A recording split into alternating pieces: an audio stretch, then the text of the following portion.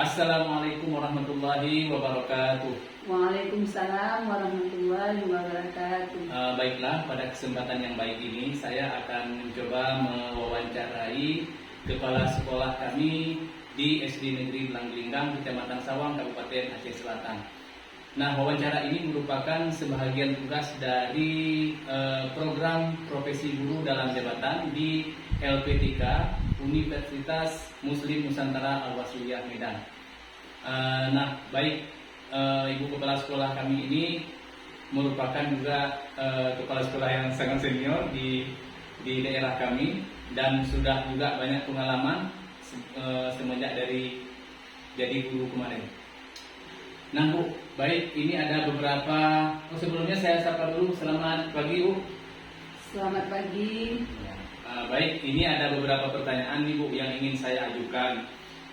Jadi ini termasuk juga menyangkut proses belajar mengajar guru di dalam kelas.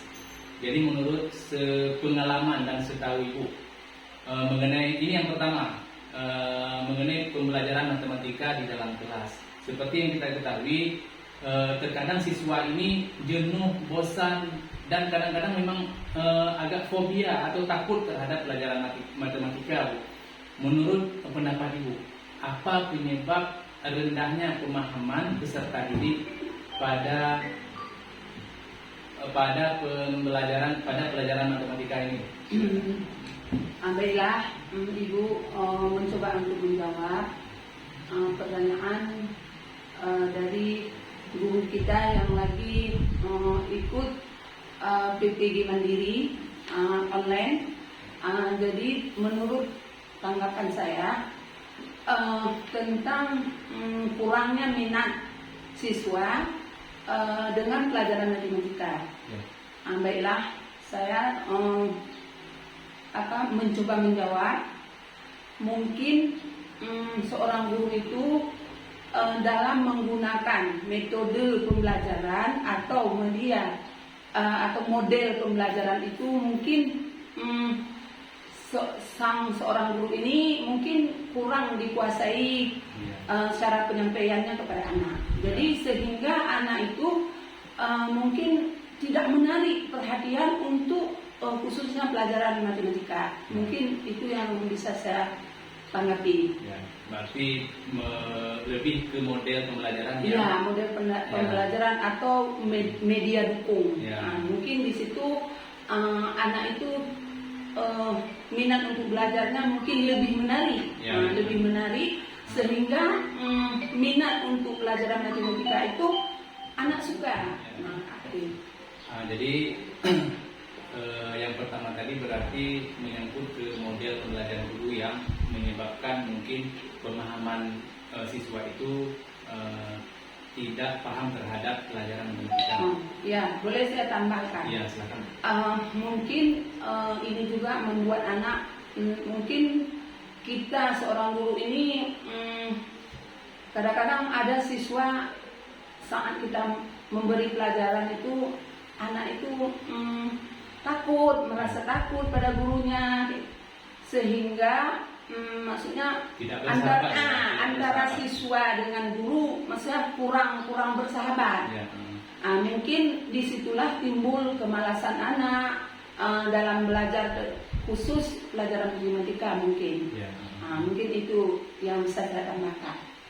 Kira-kira kalau permasalahan yang Ibu sampaikan tadi, solusinya bagaimana kira-kira? Solusinya, jadi kita seorang guru lebih baik kita metode-metode pembelajaran yang kita paparkan itu kita kuasai dulu, atau modelnya apakah nanti lebih sekarang ini jadi banyak guru yang mengajar menggunakan media pembelajaran. Mungkin dengan itu anak-anak lebih menarik, lebih fokus, sehingga minat belajar itu akan tinggi. Mungkin itu. Berarti model dan media yang ditampilkan di kelas itu harus lebih baik, lebih bagus.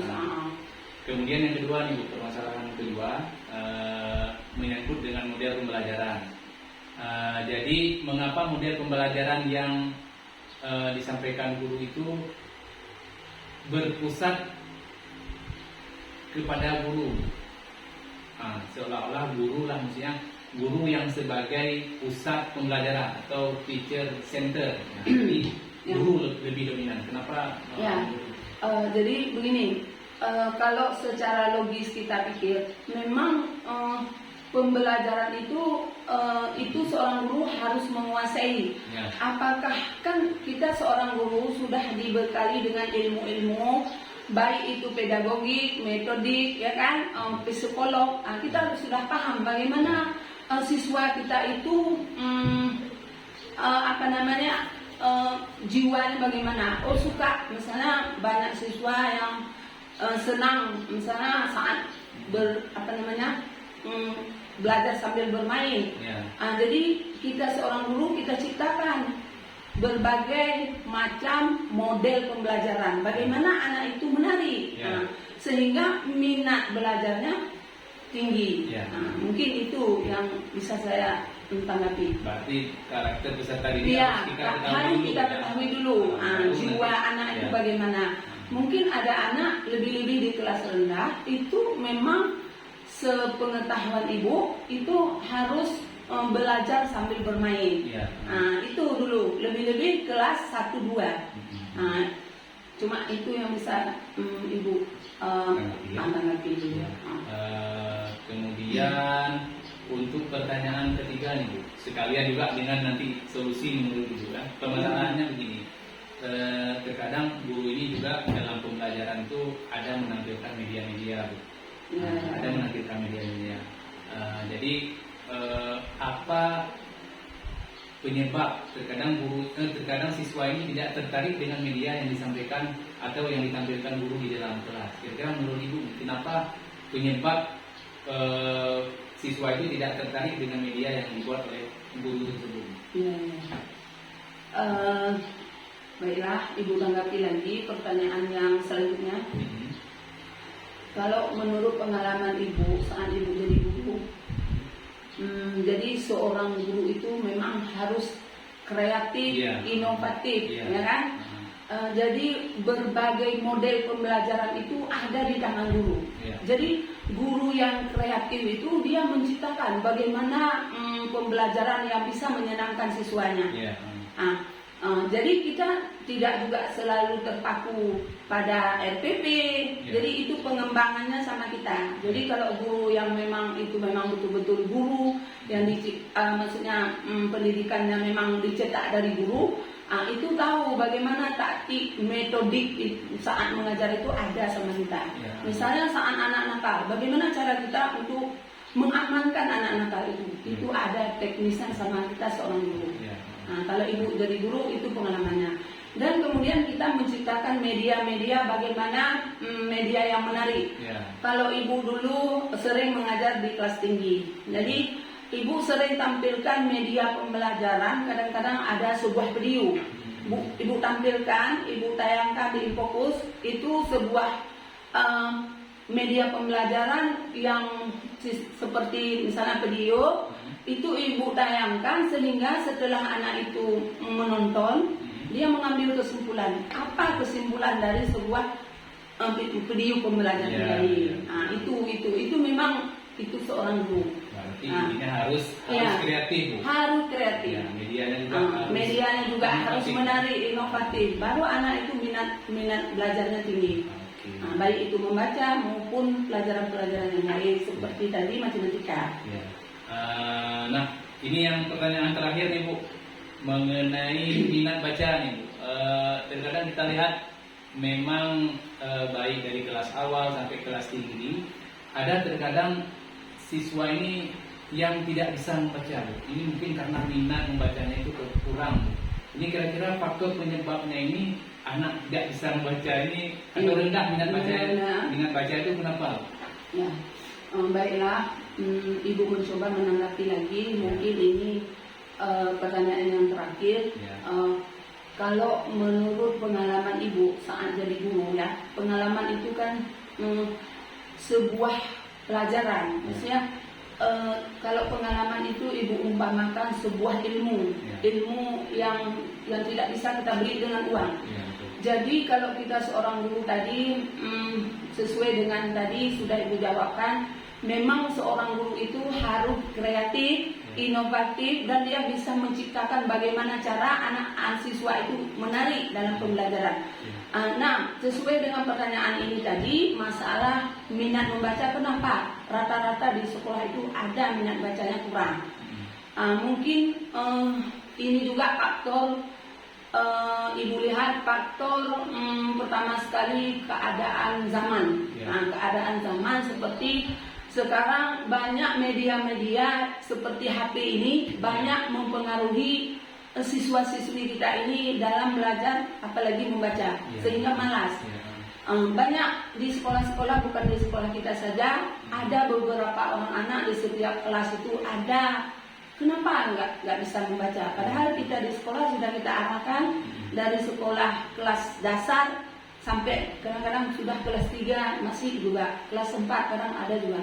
Mungkin pengaruh media tadi juga, dan juga mungkin orang tua wali murid ini kurang perhatian terhadap pendidikan anak. Ini memang banyak Ibu lihat di masyarakat itu no problem masalah anak. Kajak sekolah aja, wow, anehnya. Jadi kalau anak yang memang orang tuanya itu perhatiannya memang ada, insya Allah Ibu lihat di tempat kerja pasti anak itu bisa, pasti, walaupun di segi apapun, jangankan membaca, di segi yang lain pun bisa. Itu juga dukungan orang tua juga, dan guru juga. Mungkin guru di sekolah tidak membuat, maksudnya bagaimana anak itu menarik untuk membaca. Kadang-kadang kita juga kurang, maksudnya memberi sama anak buku cerita yang bergambar, kan? Kemudian kita buat pojok baca yang indah di kelas, sehingga minat baca anak itu tinggi. Nah, mungkin itu juga kendalanya, sehingga anak ada juga yang masih enggan untuk membaca. Malah ada yang sudah kelas tinggi belum sempurna membaca. Mungkin itu saja yang bisa Ibu jelaskan, lebih dan kurang. Juga Ibu minta maaf karena kita juga manusia biasa, tidak ada yang sempurna. Jadi apalagi? Baik, mungkin ini saja hasil wawancara saya dengan kepala sekolah di SD kami. Terima kasih banyak Bu atas waktu yang diberikan, dan mohon maaf juga sudah mohon maaf jika ada salah-salah kata dari kami. Jadi saya akhiri. Semoga sukses selalu Bu, dan sekolah kita ini ke depan semakin maju. Amin. Jadi ini saja penyampaian dari kami. Assalamualaikum warahmatullahi wabarakatuh.